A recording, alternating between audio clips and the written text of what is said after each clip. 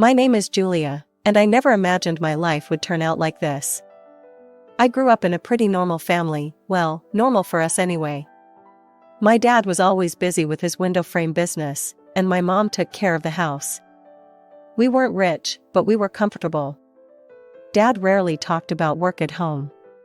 He'd come in late, give Mom a quick kiss, and ask me how school was. That was about it. I didn't mind though. I was happy in my own little world. I remember the day everything changed. I was 22, fresh out of college and trying to figure out what to do with my life. I overheard Dad on the phone, his voice tense. "No, absolutely not. I won't let you take over my company. I've worked too hard for this," he said. I shouldn't have eavesdropped, but I couldn't help it. My stomach twisted as I listened. Dad's company was in trouble? Why hadn't he said anything? That night at dinner, I watched him closely. He seemed normal, joking with Mom about her overcooked pot roast. But I saw the worry lines around his eyes, the way his smile didn't quite reach them. I had to do something. But what? I didn't know the first thing about business. Still, I couldn't just sit back and watch my family's livelihood get destroyed. The next day, I did some digging. It wasn't hard to find out who was trying to take over Dad's company. Big shot businessman named Robert Caldwell. His office wasn't far from our house. The receptionist looked at me like I was crazy when I asked to see Mr. Caldwell. "Do you have an appointment?" she asked, eyebrow raised. "No, but it's important. Please, just 5 minutes," I begged. She must have taken pity on me, because after a phone call, she waved me towards the elevator. "Top floor," she said. The ride up felt like it took forever. When the doors opened, I was face to face with Robert Caldwell himself. He was older than I expected, silver-haired and sharp-eyed. Well, he said, looking me up and down. "What do we have here?" I swallowed hard. "Mr. Caldwell, I'm Julia Thompson. I'm here about my father's company, Thompson Windows." His eyebrows shot up. "Thompson's daughter? This is unexpected. Come in, let's talk." I followed him into his office, trying not to gape at the view. He settled behind his massive desk and gestured for me to sit. "So, Miss Thompson, what can I do for you?" I took a deep breath. "Please don't take over my father's company. It means everything to him. There must be another way." Caldwell leaned back, studying me. "Interesting. I have a proposition for you, Miss Thompson. I'll leave your father's company alone, if you agree to marry my son." I stared at him, sure I'd misheard. "Excuse me?" "You heard me. Marry my son, make him grow up a little. Do that, and your father's company is safe." I left Caldwell's office in a daze. Marry his son? Was he insane? But the more I thought about it, the more I realized I didn't have much choice. It was either this, or watch my father's life's work crumble. The next day, I found myself back in that intimidating office. Caldwell was waiting, a smug smile on his face. "So, Miss Thompson, have you made your decision?" I took a deep breath. "Yes. I'll do it. I'll marry your son." Caldwell clapped his hands together. "Excellent. Let's introduce you two, shall we?" Before I knew it, I was being ushered into another room. And there he was, Caldwell's son.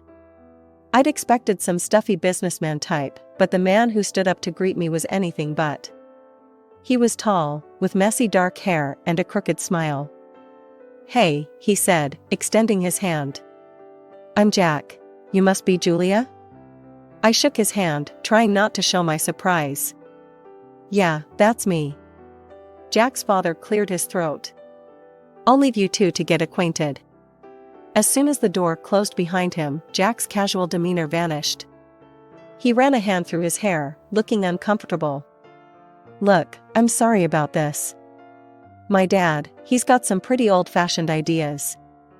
I shrugged, trying to seem nonchalant. "It's fine. We're both adults, right? We can handle this." Jack laughed, but it sounded forced. Yeah, sure. Just a casual arranged marriage. No big deal. We spent the next hour talking, and I hate to admit it, but Jack was kind of interesting. He was smart and funny, even if he did seem a bit irresponsible. I could see why his father wanted him to grow up. Over the next few weeks, Jack and I started dating, if you could call it that. We went out to dinners, movies, the usual stuff. But there was always this undercurrent of awkwardness. We both knew this wasn't real, no matter how much we pretended. And so, 6 months after that fateful meeting in Caldwell's office, I found myself walking down the aisle. My dad looked so proud, so happy. He had no idea of the deal I'd made to save his company. As I said my vows, I looked into Jack's eyes. There was no love there, not really. But there was friendship, and maybe that could be enough. The reception was a blur of congratulations and champagne. Jack's mother, Elizabeth, cornered me at one point, her smile tight. "Welcome to the family, dear," she said, her voice dripping with insincerity. "I do hope you'll make Jack happy." I plastered on my best fake smile. "I'll certainly try, Mrs. Caldwell."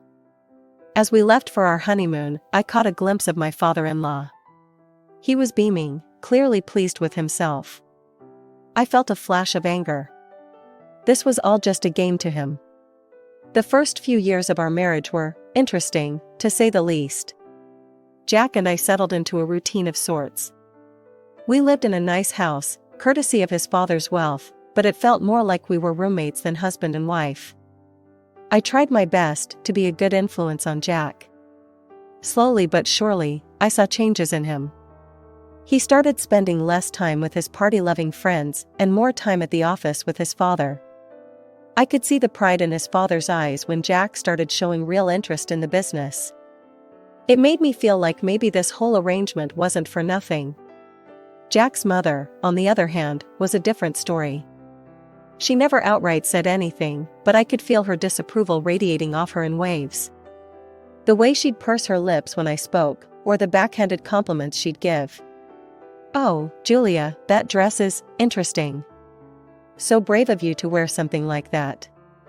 I'd grit my teeth and smile. "Thank you, Mrs. Caldwell." Despite the challenges, I held on to hope. Maybe, just maybe, Jack and I could grow to love each other. Maybe when we had kids, things would change. But life had other plans. It was a crisp fall day when we got the news. Jack and I sat in the doctor's office, the silence heavy between us. "I'm sorry," the doctor said, his voice gentle. "But the tests show that you, Mr. Caldwell, are unable to father children." The words hit me like a physical blow. No children. The one thing I'd been counting on to bring us closer, to make this marriage real, was now impossible. That night, as I lay awake, I thought about my own parents. Dad's business had flourished since my marriage to Jack. He'd even managed to double his turnover. I was happy for him, truly. But I couldn't help feeling a bit lost. I wanted to work, to have a purpose beyond being Jack's wife. But when I brought it up to him, his response was swift and firm. "Work? Why would you need to work? We have more than enough money." "It's not about the money, Jack. I want to do something meaningful." He shook his head. "In our circle, wives don't work. They do charity. Why don't you start a foundation or something?" And so, the Julia Caldwell Foundation for Children with Cancer was born. It wasn't what I'd imagined for myself, but it gave me purpose. I threw myself into the work, organizing fundraisers, visiting hospitals, doing whatever I could to help. Jack didn't seem to care much about my new passion. In fact, he didn't seem to care much about anything I did these days. We were living parallel lives, inhabiting the same space, but rarely intersecting. Years passed. 10, to be exact. And then, everything changed again. Jack's father died suddenly of a heart attack. Just like that, Jack was thrust into the role of CEO. I tried to be supportive, but I could see him struggling under the weight of his new responsibilities. 2 years after that, we got more bad news. Jack's mother had cancer. We should move her to a care facility, Jack said, his voice detached. They can take better care of her there. But his mother refused. I will die in my own home, she declared, her chin lifted defiantly. And so, drawing on my years of experience with the Cancer Foundation, I took charge of her care. I hired nurses, coordinated treatments, and spent hours by her bedside. To my surprise, Elizabeth's attitude towards me began to soften. One day, as I was adjusting her pillows, she caught my hand. "You're a good woman, Julia," she said softly. "I'm sorry I didn't see it sooner." I felt tears prick my eyes. "Thank you, Mrs. Caldwell." 5 years passed since Jack took over his father's company. I wish I could say things improved, but the truth was far from it. Jack's behavior became increasingly erratic. He was drinking more, coming home at odd hours, and snapping at me for the smallest things. One day, I received a call from Jack's assistant. "Mrs. Caldwell, I'm sorry to bother you, but Mr. Caldwell hasn't been to the office in days. Is everything all right?" When he finally stumbled home that night, reeking of alcohol, I confronted him. "Jack, what's happening?" "Your assistant called." "You haven't been to work?" He laughed bitterly. "Work? What's the point? The company's going under anyway." Dear old Dad left me a sinking ship, and I couldn't keep it afloat. I couldn't believe what I was hearing. All those years of hard work, gone? And Jack seemed almost relieved? Desperate to salvage something, I reached out to my father. Despite being semi-retired, he agreed to help. He offered Jack a position as his deputy, hoping to mentor him back to success. But Jack's heart wasn't in it. He showed up late, left early, and generally did the bare minimum. I watched helplessly as my father's sales figures began to drop. I knew I had to have a serious talk with Jack. One night, after he'd had a few drinks, as usual, I approached him. "Jack, we need to talk about work. You're barely showing up. My father's company is suffering because of you." Jack's face contorted with anger. "Oh, so now it's my fault? I never wanted this, Jules. Any of it." "What are you talking about?" He laughed, a harsh, ugly sound. "This life, this marriage. I'm just waiting for Mom to kick the bucket so I can sell her house and get out of here." I stared at him, horrified. "How can you say that? Your mother is dying, and all you care about is her money? Don't act all high and mighty," he spat. "We both know this marriage is a sham. You're just as eager to get out as I am." Disgusted, I turned to leave the room.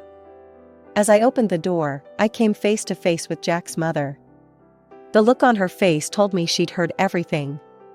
For a moment, we just stared at each other. Then, silently, she reached out and squeezed my hand. In that gesture, I felt her gratitude, her understanding, and her sorrow. The day I got the call about my parents' plane crash, my world shattered. Mom and Dad, gone in an instant. Their small plane to Hawaii, meant to be a second honeymoon, became their final journey. I needed support, someone to lean on. But Jack? He was nowhere to be found. My own husband couldn't even be bothered to show up to the funeral. As I stood there, watching my parents' caskets lowered into the ground, I felt more alone than ever. After the funeral, anger began to replace my sorrow. How dare he? How could he abandon me when I needed him most? With this newfound fury fueling me, I marched into Dad's company, our company now, I supposed. The sight that greeted me when I entered Dad's old office made my blood boil. There was Jack, lounging in Dad's chair like he owned the place, barking orders like some conquering hero. "Jack," I said, my voice tight with barely contained rage. "We need to talk." He looked up, his face a mask of annoyance. "What is it now, Jules? Can't you see I'm busy?" "Busy?" I spat. "You couldn't even be busy enough to come to my parents' funeral." Jack rolled his eyes. "Oh, here we go with the moralizing again.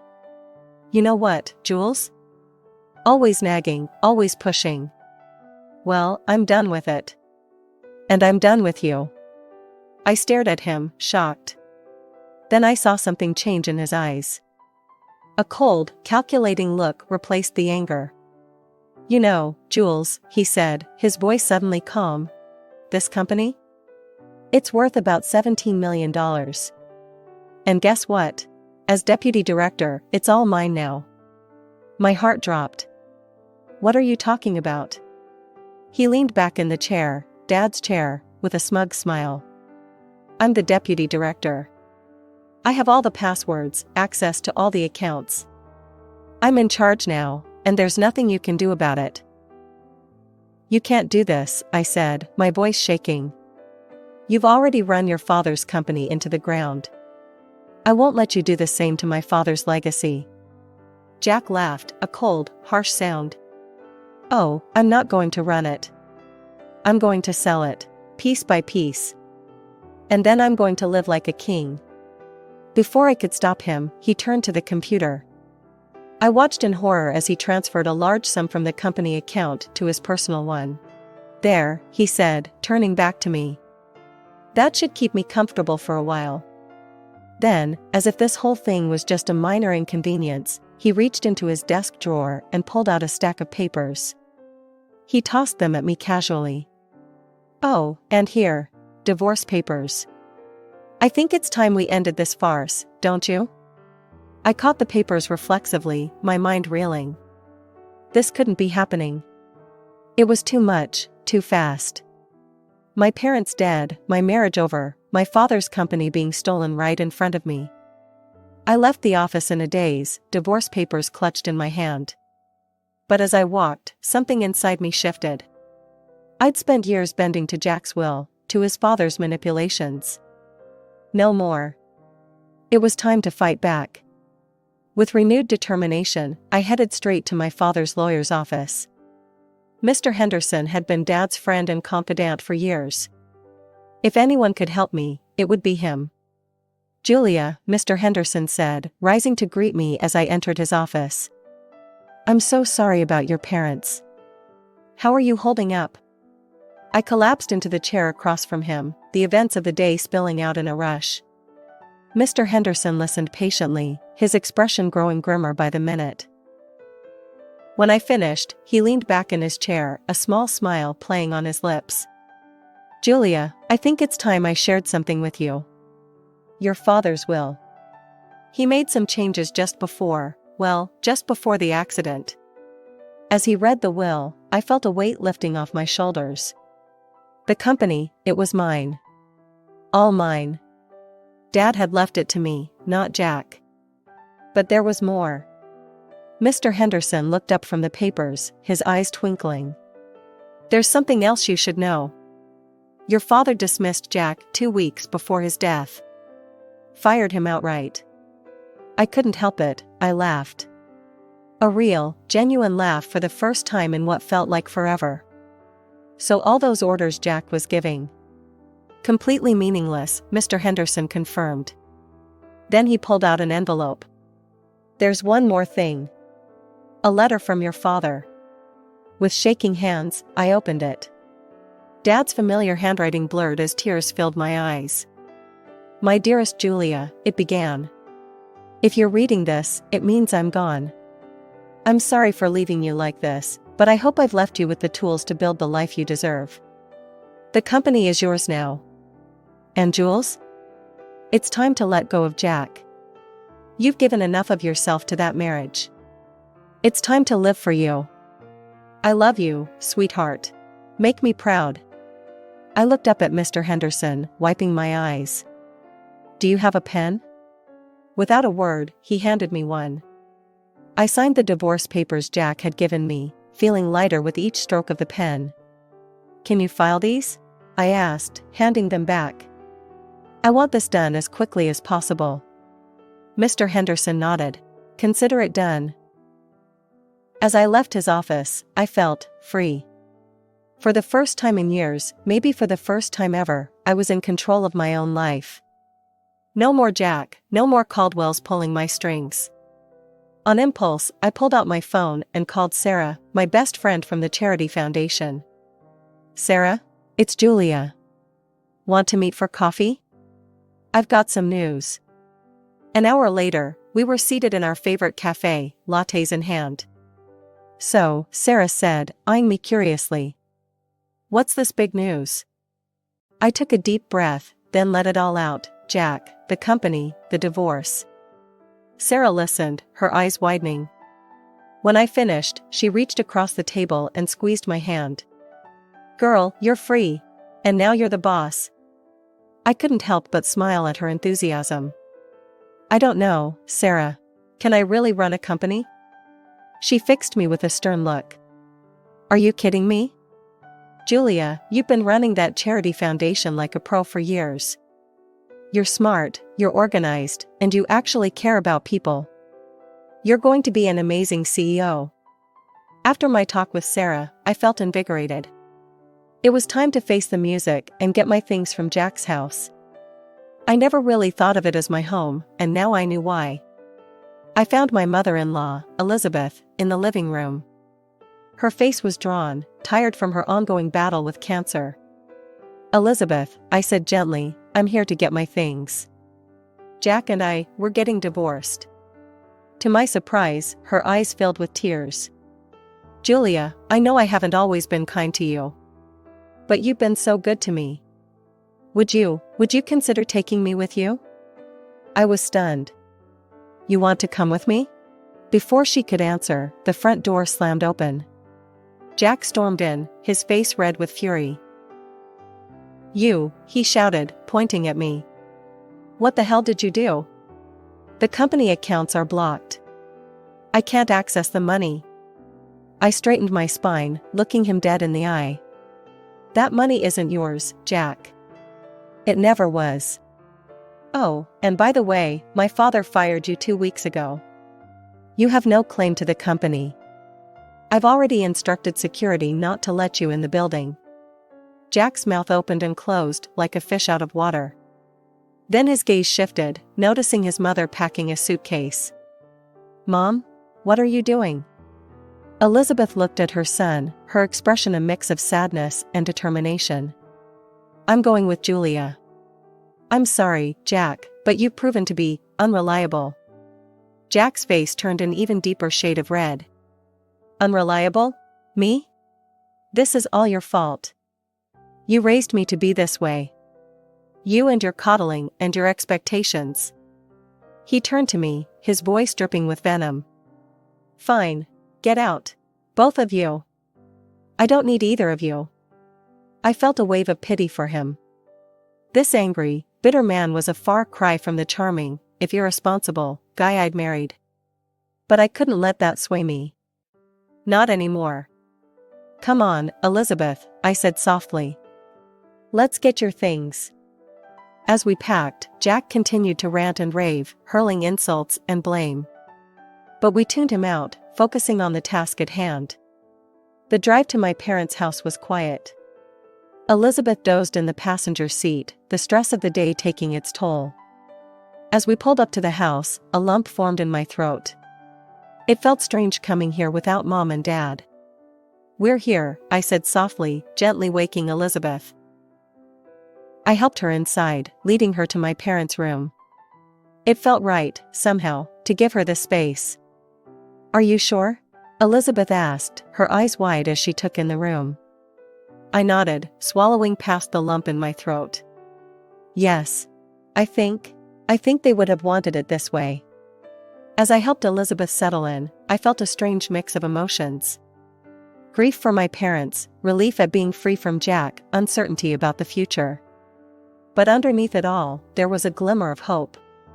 Taking over Dad's company was like diving into the deep end of a pool without knowing how to swim. Those first few months were a whirlwind of meetings, financial reports, and sleepless nights. But I was determined to make it work.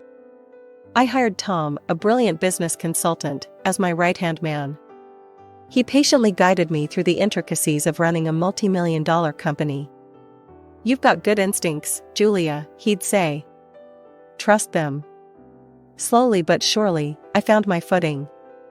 6 months in, I wasn't just treading water, I was swimming laps. The company's performance began to improve, and I felt a surge of pride knowing Dad would have been pleased. Through it all, I never neglected the Cancer Foundation. If anything, my work there became even more important to me. It was a link to my past and a beacon for my future. Elizabeth's condition worsened over time.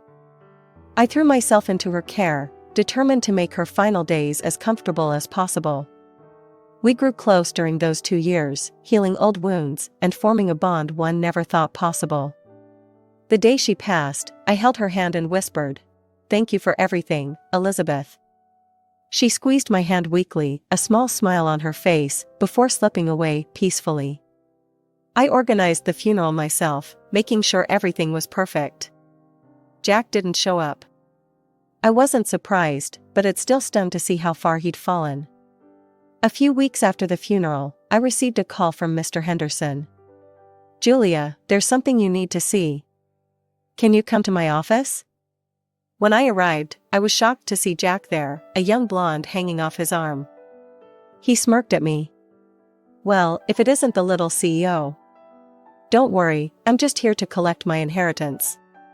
Mom and I might have had our differences, but blood is thicker than water, right?" I bit my tongue, waiting for Mr. Henderson to speak. The lawyer cleared his throat and began reading Elizabeth's will. As he spoke, I watched Jack's smug expression morph into disbelief, then fury. "And so, I leave my house and all my savings to Julia Thompson, with the stipulation that the money be donated to the Cancer Foundation she so passionately supports." Tears sprang to my eyes. Elizabeth's final act of kindness overwhelmed me. Jack exploded. "This is bullshit. She manipulated Mom. She's a fraud, a gold digger. She ruined my life, and now she's stealing my inheritance." His girlfriend, looking bewildered, stepped away from him. "You said we'd be set for life with this money. I'm out of here." She stormed out, leaving Jack sputtering. As I left the office, I heard Jack's continued ranting fade behind me. I felt light, free. Elizabeth's gift wasn't just about the money, it was validation. She had seen me, truly seen me, and found me worthy.